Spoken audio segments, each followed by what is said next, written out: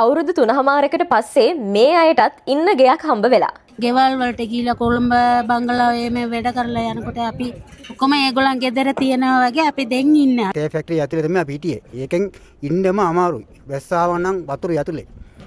රැයට උලන් ඒචර උලන්. හරියට කරන්ට් එක නැහැ. හරියට වතුර නැහැ. පූනාගල කබරගල කන්ද නායාමත් සමග පවුල් 50කට එයාලගේ වාසස්ථාන හිමි වුණා. මේ විදිහට අවතැන් වුණ පවුල් 50ටම නිදන කාමර දෙකක්, සාලයක්, කුස්සියක්, සියලු පහසුකම් තියෙන නාන කාමරයක් සහිත අංග සම්පූර්ණ නිවසක් පර්චස් 10ක ඉඩමකුත් එක්ක ලබා දෙන මේ ව්‍යාපෘතිය අතිසාර්ථක විදිහට අවසන් කරලා තියෙන්නේ. මේ විදිහට ඉදිකරපු අංග සම්පූර්ණ නිවාස 28 වෙනිදාට අතිගරු ජනාධිපති අනුර කුමාර දිසානායක මැතිතුමාගේ ප්‍රධානත්වයෙන් ජනතාවට බාර දෙන්නත් සියලු කටයුතු මේ වෙනකොට සූදානම් කරලා තියෙන්නේ. ඉඩමයි ගෙදරයි විතරක් නෙමෙයි.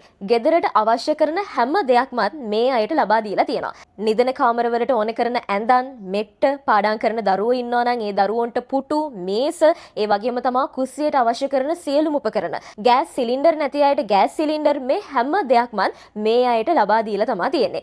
නිවසට අවශ්‍ය කරන ගෘහ භාණ්ඩ සහ උපකරණ ලබා දීමේ වැඩසටහන වැවිලි සහ ප්‍රජා යටිතල පහසුකම් අමාත්‍ය සමන්ත විද්‍යාරත්න මැතිතුමාගේ සහ වැවිලි සහ ප්‍රජා යටිතල පහසුකම් නියෝජ්‍ය අමාත්‍යතුමාගේ ප්‍රධානත්වයෙන් 25 වෙනිදා සිද්ධ කෙරුණා.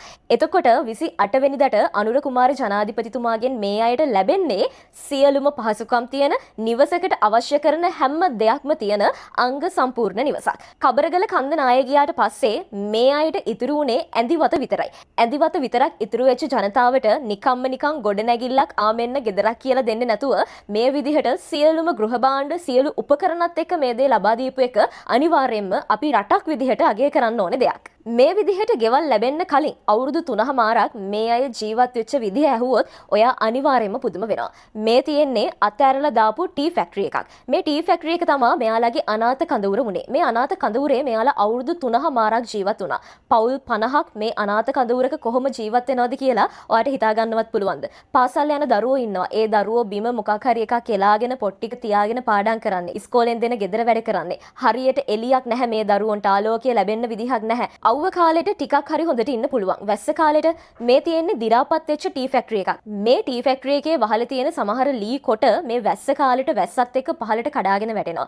ජීවිතය ගැන පුදුමාකාර බයකින් තමයි මේ මිනිස්සු මේ අවුරුදු 3මාර පුරාවටම මේ ටී ෆැක්ටරි එක ඇතුලේ ජීවත් වුණේ. 10යි 10 පොඩි කාමර කෑල්ලක එක පැත්තක උයනවා, එක පැත්තක දරුවෝ පාඩම් කරනවා, තව තැනක මේ අය නිදා ගන්නවා. මේ අය නිදාගන්නේ බිමට එලා ගන්න කොහු මෙට් එක. මේ මෙට්ටේ නිදාගෙන ඉවරුණාට පස්සේ අකුල ලයින් කරනවා. මොකද නැත්තම් එයාලට ඉඳ ගන්නවත් ඉඩක් ඒ 10යි 10 පුංචි කාමරේ ඇතුලේ ඉතුරු වෙන්නේ නැහැ. මේ ටී ෆැක්ටරි එක ඇතුලේ පුංචි දරුවෝ ඉපදිලා පවා තියෙනවා. ඒ දරුවොත් උපතේ ඉඳන්ම දුක්කම විතරක් අරගෙන ආපු අය. හැබැයි ඒ අයගේ ඉරණම දැන් වෙනස් වෙමින් තියෙනවා. හරිම ගෞරවාන්විත විදිහට ආරක්ෂාකාරී පරිසරයක ජීවත් වීමේ අයිතිය ඔවුන්ටත් දැන් ලැබිලා තියෙනවා.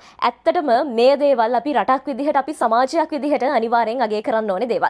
ඒ හින්දා තමයි මේ විදිහට මේ වීඩියෝස් ඔයාලට අරගෙන එන්නේ. කාලෙන් කාලෙට එක එක අය ඇවිල්ලා එක එක විදිහ පොරොන්දු දීලා ගියත් අවුරුදු 3මාරකට පස්සේ තමයි මේ අයට ආයමත් ජීවත් වෙන්න, මේ අයට ආයමත් සතුටින් ඉන්න අවස්ථාවක් හම්බ වෙලා තියෙන්නේ. මේ ගෙවල් හදන්න ගියපු ශ්‍රමදායකත්වයේ වෙනුවෙන් වැය වුණ මුදල්, එතකොට මේ ඉඩමට වැය වුණ මුදල මේ හැම දෙයක්ම නැතුව ගෙදර හදන්න අවශ්‍ය කරන බඩු ටික ගන්න විතරක් ලක්ෂ 32ක මුදලක් වැය කරලා තියෙනවා.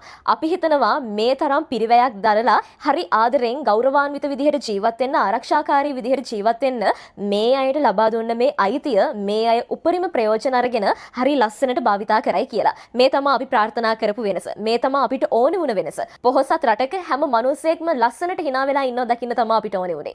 මේ දේවල් ගැන ඔයාට මොකද හිතෙන්නේ? ඔයාට හිතන දේ අනිවාර්යයෙන්ම පහලින් කමෙන්ට් කරන්න.